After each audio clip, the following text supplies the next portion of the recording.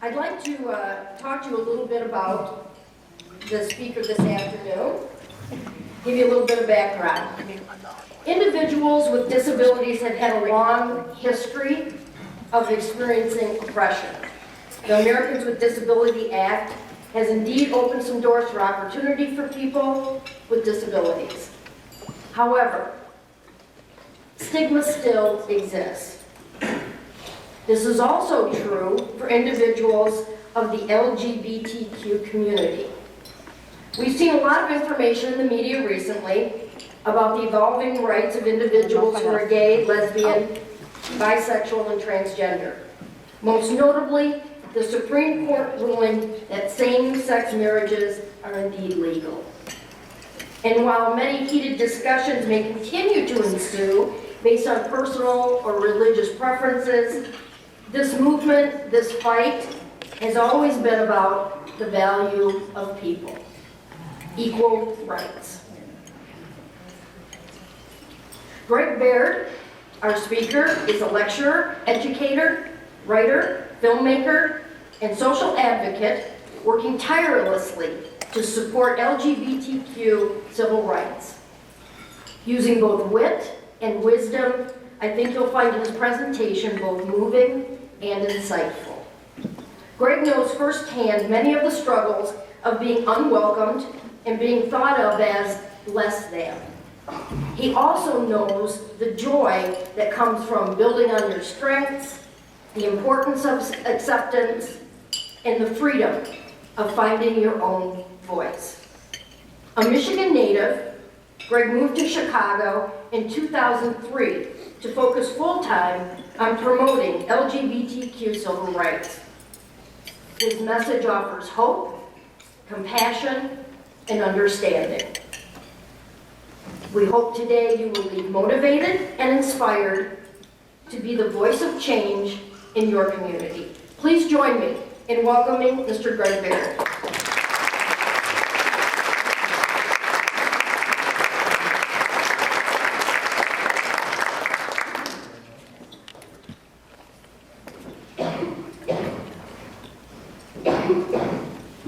Hello, everybody.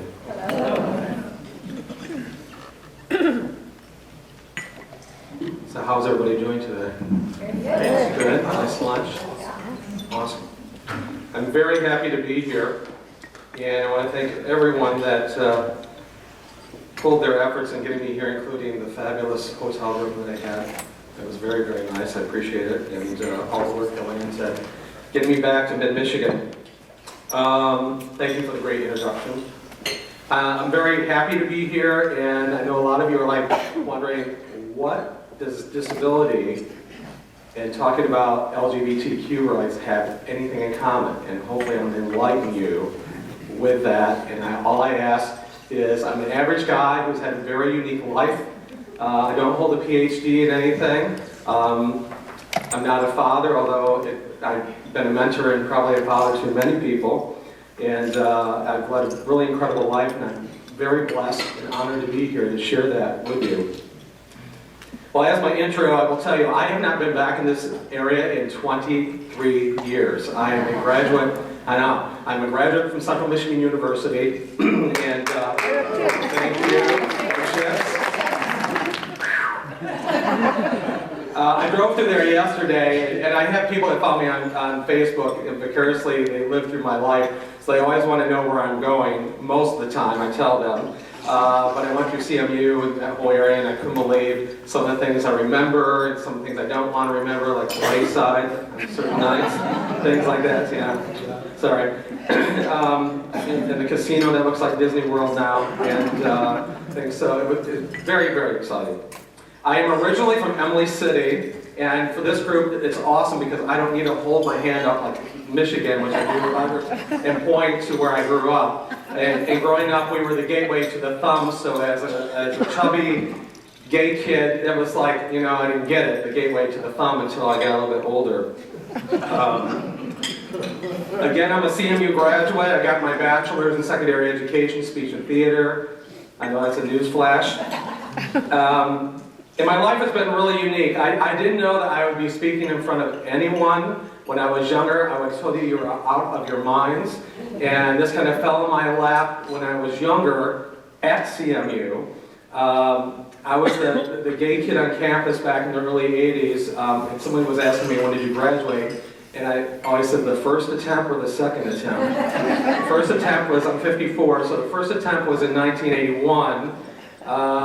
And this is one of the struggles that a lot of people that are LGBTQ, and if you don't know the acronym, they keep adding on to it. It's lesbian, gay, bisexual, transgendered, and Q stands for two different things, either questioning or queer. It never goes, ooh, it's awful. Well, queer is this new kind of cool thing that some people are using the umbrella effect and embracing all of the gay community. And they're trying to take a negative into a positive. So I was the gay kid on campus and living in a dorm, not a sports guy, but where do they put me for my first year? In Emmons Hall, where all the football players were at. As a gay man, that's kind of awesome, but then it's kind of not awesome, because either they're going to beat me up, and then I got to hide in the closet. So, and I ended up being like everybody's best friend, and eventually I was president of the dorm, but what I was doing was, I saw these signs on campus to come join the LGBT group, or it was called GLASS back in the day, and I thought, oh, I couldn't do that, my mother will probably show up and see me there. So my mom's going to show up at a gay meeting. And packed up my backpack. I never went to the library. I lied to everybody, which as a gay person, you do a lot of lying to cover your tracks up because you don't want to be discovered in who you are and how awful to live in shame and be like that. And a lot of people in our area, your area, and other areas I go to are living in shame because they cannot be who they are. And talking about disability, it really is a disability for a lot of those people because they can't be who they are and they're hiding from who they are. There's something known as the second closet door for a lot of people that have a disability. If you're LGBTQ, not only are you dealing with the fact that you may be gay, but also the second door is now you've got to come out as gay and also have a disability. And it's a rough call for a lot of people. And hopefully I'm going to enlighten you on that. So, how did I get here today? And I don't mean here by transportation. So, and I'm going to embarrass somebody and I'll never hear the end of this. 35 years, she's shaking her head right now. 35 years ago, maybe I may add plus or minus a few years, I was in high school and some, and I saw a sign out to work at a muscular dystrophy camp.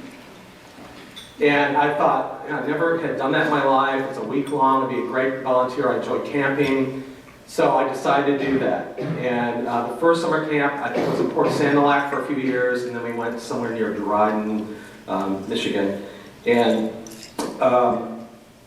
at the same time, I was a professional clown and magician. And when you're in Chicago, you don't like to tell too many people that you're a professional clown because automatically they associate you with John Wayne Gacy. You know, seriously. I get people that are like, ooh, that's not cool. So I worked at a summer camp and I really liked it. And if you can identify the clown like Where's Waldo, you will see me on your left-hand side. And in school, when I was in high school, a lot of people didn't get it. I came from a very rural area where everybody played sports. Clowning wasn't like on my list of things, but I also did magic, and I thought it was a kind of a cool way of doing stuff. My parents hated it. They were very well known in my hometown, and quite embarrassed, to be honest with you. The kids in my high school, I was verbally bullied. They didn't really know the whole gay thing at the time because I hid so well. But if you can imagine, that my clown name was Chuckles. So you can imagine the swear word that was often associated in ridiculing me with that name. So whenever I heard the name up in my senior year, I always felt like I was taunted and not respected. The unique and wonderful thing that kind of changed my life is when I went to the muscular dystrophy camp. I get choked up here a little bit.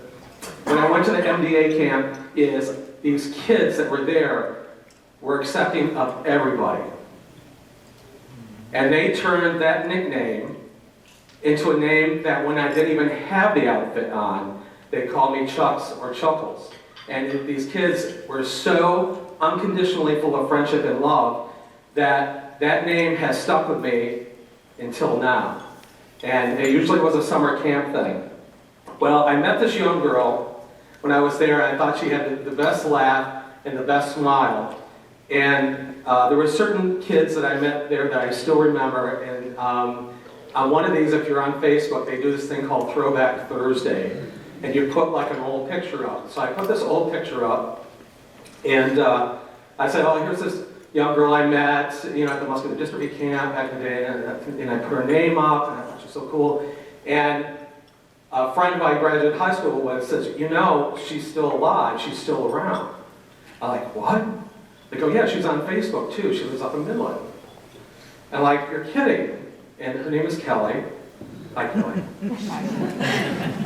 So, we took this picture on the left at the Muscular Dystrophy camp, and 35 years later we met easily.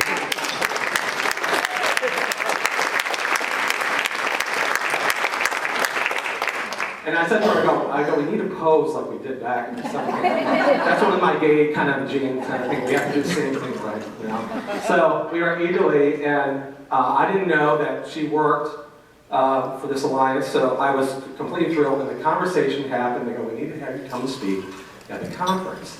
So it's like 6 degrees, or 1 degree, 2 degrees of Chuckles and Kelly, I guess. So I was completely happy, and I love this picture. And we had a great time, so that's how I got here today. So thank you, along with Terry helping out too.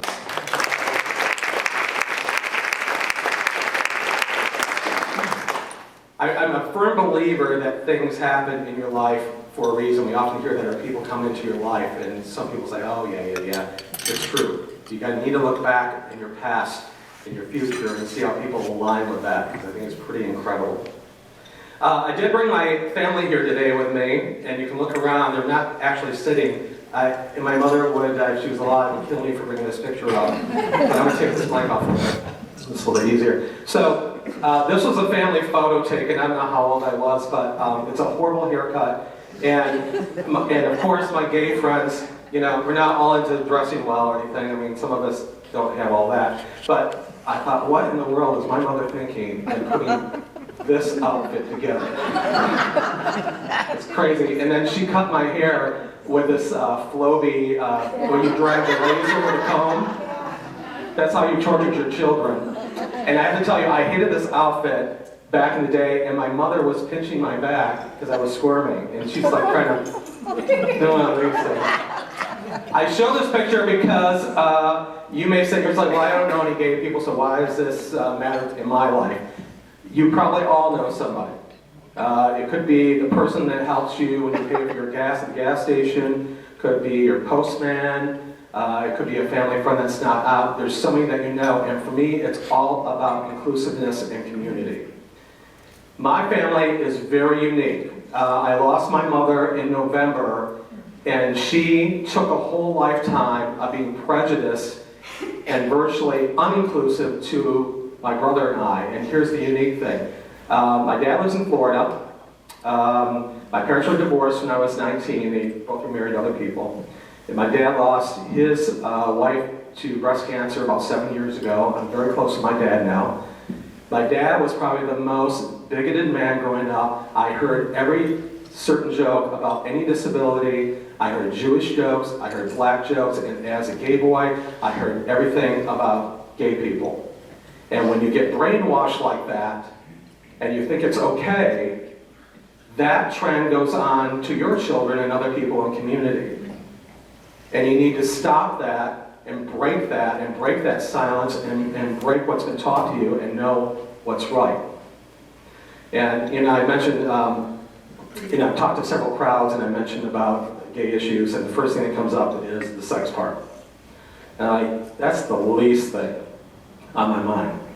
It's about compassion, and it's about having love for other people and sharing your stories. So I broke that mold. But the unique thing is my brother lives in Florida. My brother and I are both adopted. Follow me here on this one. There's 3 things. We're both adopted from different families. Anyone else want to try what number 3 is? There's no prize, by the way, I'm sorry. Anyone want to take a shot? You're both gay. We're both gay. How in the world did that happen? No idea. My parents hit the gay lotto, I guess. I don't know. And my brother is a occupational therapist down in Florida. So I believe that we all have a story to tell. And our stories is what brings us closer. And I think that with all these things that we're tied into, we're texting, and we're on the computer, and doing all these things that everybody else is doing, we're missing the boat on really interacting with one another. And I think it's awesome that I can sit down with people I've never met before, like this, this afternoon, and share your story and hear what you were about. And our kids, teenagers, college students, and even adults, we're missing that because we think we can, text everything. And we're not talking about who we are. And incidentally, we live in fear because we're not talking to each other anymore. We don't understand each other. And this is such a great opportunity for me to kind of pay it forward for all of you to have a conversation with somebody before you leave, or a few people, and talk about who you are. I gotta do this handy little clicker. Here we go. So, my little story is somebody was asking me, how did you know about going into the speaking business? Was that something you always wanted to do? No. I moved to Chicago in 2003. Prior to that, I moved from the small town in beautiful Petoskey, Michigan. Where everybody, scores the beaches to find the elusive Petoskey stone. That's what we, and also buy fudge downtown. That's what everybody does. I was director of residence life and student activities at a college up there, North Central Michigan College. Adjunct theater professor, like I didn't have enough to do, and director of a lecture series. And I have been doing this work 20-some years, 25 years, part-time up until 2003. And my agency that I belong to said, we want to represent you full-time, but you need to be near a major airport. Pellston and Traverse City are not going to cut it. I'm like, So I've been to Traverse City several times, and that was a big move, and it was a shocking move, to be honest. In 2000, I spoke at Central Michigan University. Dan was asking me if I'd been at CMU to speak, my old school, and I said, yeah, I was about 15 years ago or so. And I said it was great. I have not been back since then. That same year, I met Judy Shepard. How many of you know who this lady is? Raise a hand. Anybody? Wow. How about if I bring up the name Matthew Shepard? Okay. If you don't know who Matthew Shepard was, Matthew Shepard was a college student in Laramie, Wyoming, and two young men, they were both 21, found it was okay to hate and tied him up on the fence and beat him in Laramie, Wyoming, and left him for dead. It became a worldwide story. Matt died from his injuries 5 days later. This will be I think we're going on the 16th year, I don't say anniversary, but in remembrance of Matt passing in October. So there's something known as the Matthew Shepard Foundation that his mother runs, and she's a fantastic woman. I met her, we're good friends, I do work for that organization now, I'm talking about erasing hate and sharing that story and educating young people about our history. So she was coming to CMU the year after I spoke, and she said to me, Greg, I'm going to be down at CMU, speaking of Warner Auditorium, how would you like to come down and introduce me? Okay, I'll do it. So I went down, there was a little pre-reception, and you have to understand, at the same time, I was trying to figure out if I was going to move to Chicago soon, or what the deal was.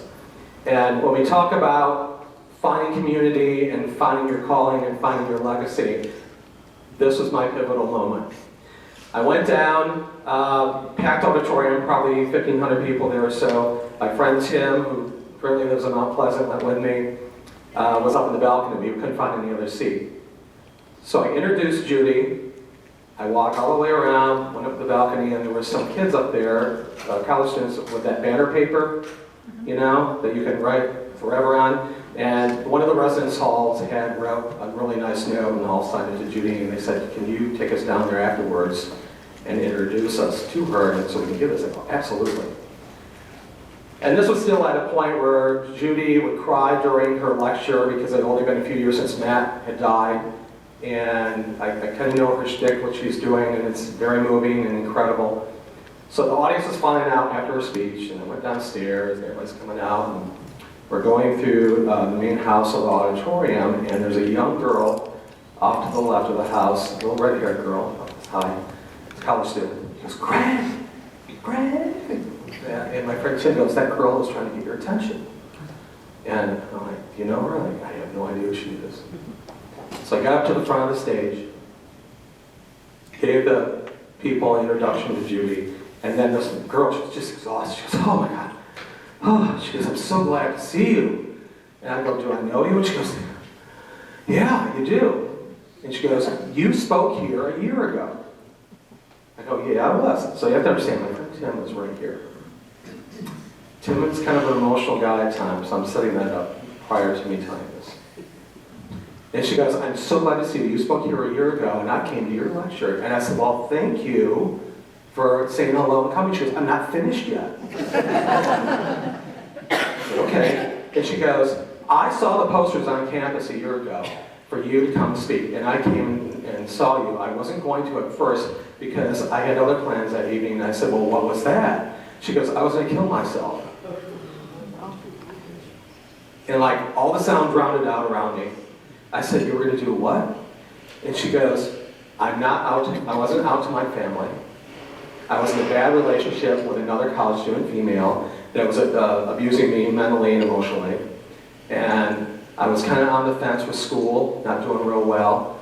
And she said it was a last resort. I left a note in my dorm room for my RA to find, and I was on my way out and I saw your poster. And so she came to my lecture and saw me, and she said, I always said, if I ever saw you again, I wanted to thank you for saving my life.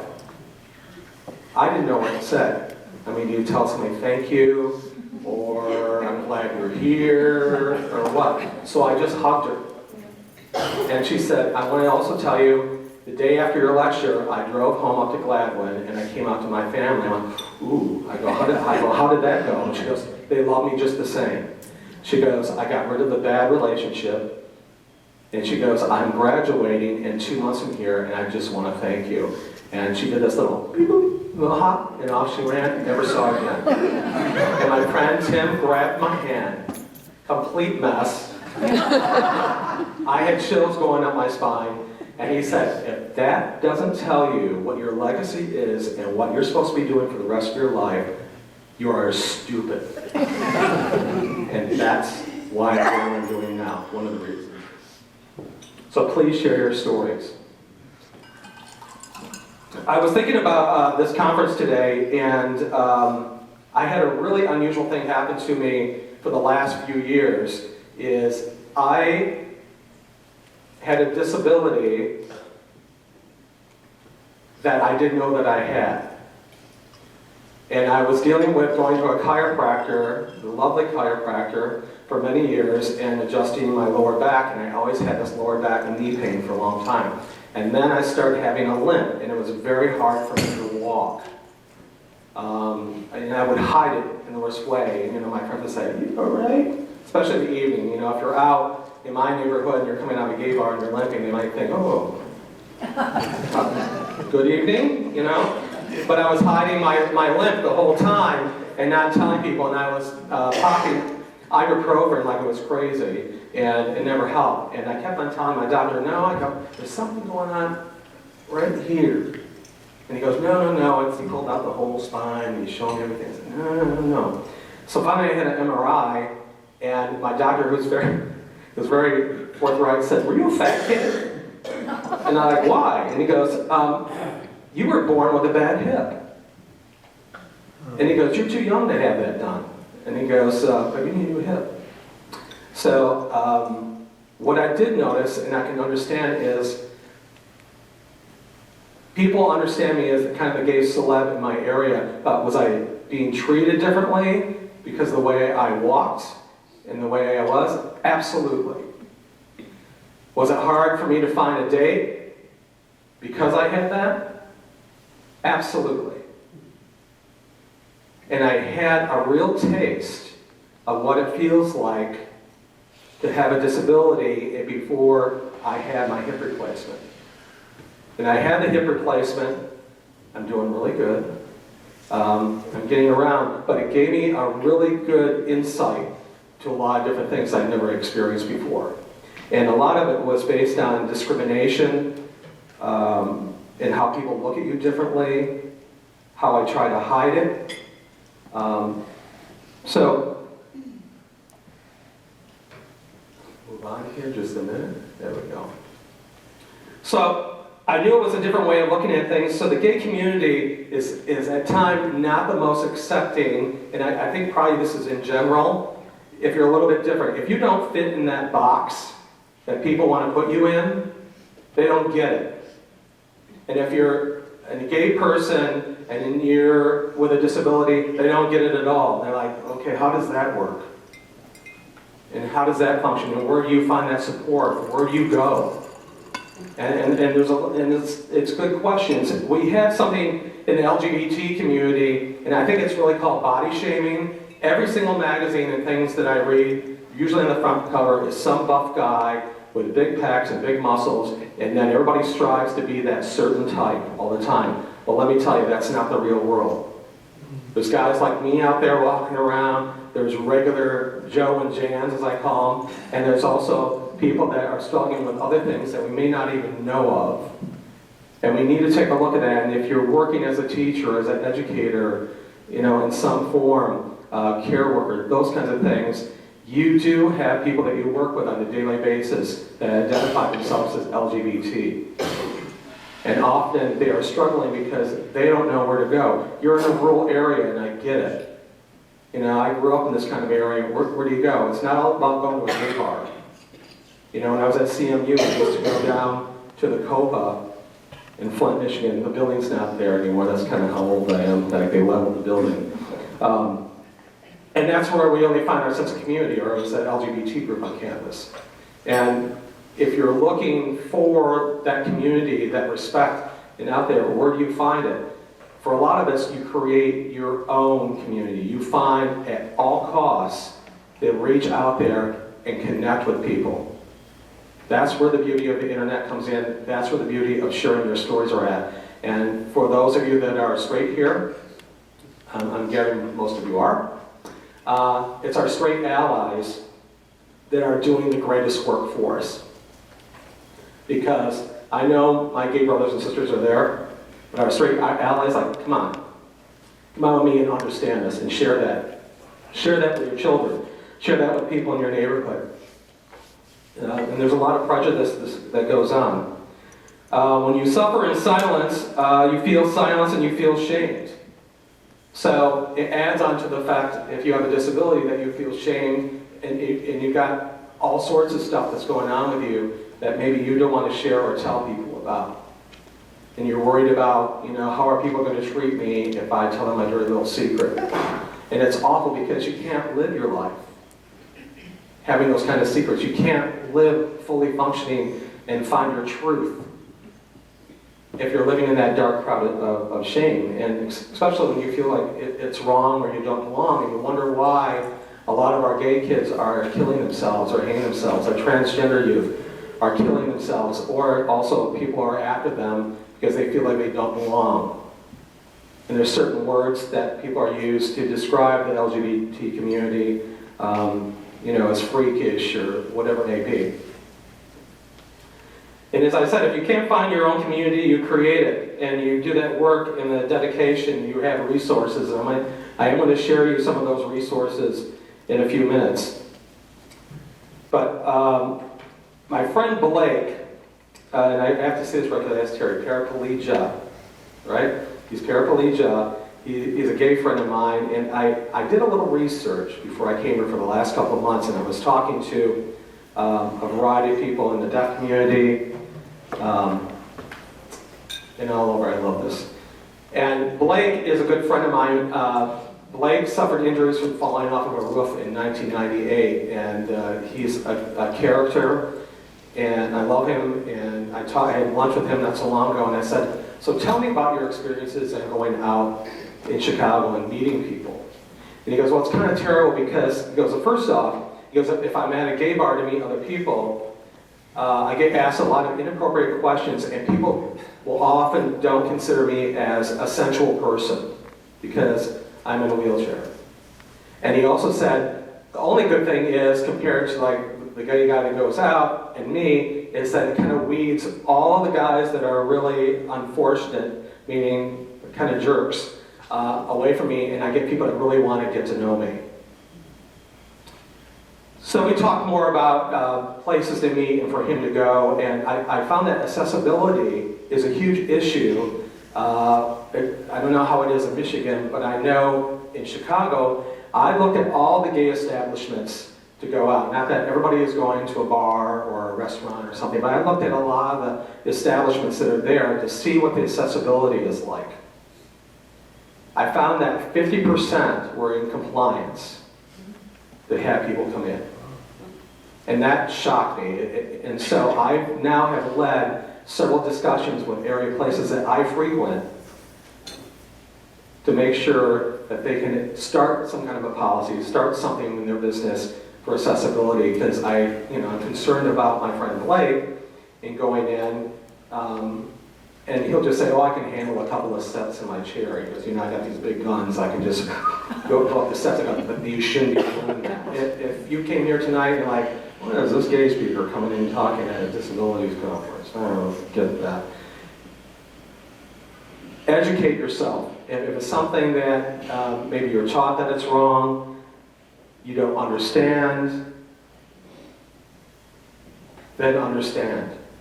You may not agree. For me, it's not a chosen lifestyle whatsoever with anybody. I didn't just say one day, like, this is going to be a good idea. I think I'm just going to really piss my family off and go gay. It doesn't happen that way. If I wanted to be ridiculed the rest of my life, I would have chose that. There's a lot of myths that we have with the gay community. We all like Madonna and Lady Gaga. Not true. We all sing show tunes in the car. Not true some of the time. We're all tidy and we keep a clean house and we like to buy expensive clothes. Not true. The shirt I have on is from Meyer. So there's a lot of myths out there, and we have a lot of myths of people that have a disability too, and you assume things. If you are sitting here tonight or this afternoon and you're fighting discrimination and you do have a disability, share your story, who you are.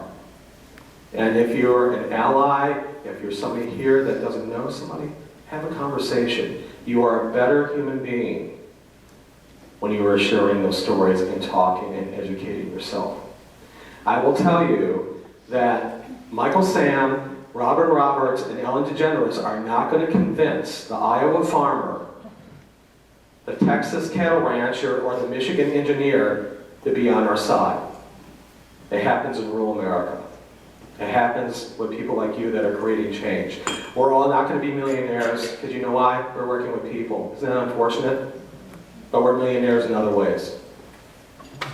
And I see heads, you get it. You work your butt off, but it's that gratitude you got because you know why? You have touched somebody's soul with the work that you're doing, and that's the reason why you're here today, to make the world just a little bit better. And I think that's really incredible. And we all need to do that. And I find it odd that our sports players and people that are working with machines and computers or stuff are making a lot of money, but it should be the other way around. But money ain't everything either. Our kids are our national treasure. It's not the money, not the weapons, but our kids. Now, if we don't support them and encourage them to be themselves, to accept and love one another, and to succeed based on their abilities, and their desire to work hard, we will fail as a country, and we'll fail as a world. And we can all do better in making our planet inclusive and celebrating all of us. All of you know that you are worth something, you're intelligent, you have a lot of unconditional love and friendship to give, and if you haven't given a lot of that lately, do it, because your life will forever change. I appreciate and thanks everybody for having me here, and I'm very honored in doing the keynote for you this afternoon, so enjoy the rest of your day.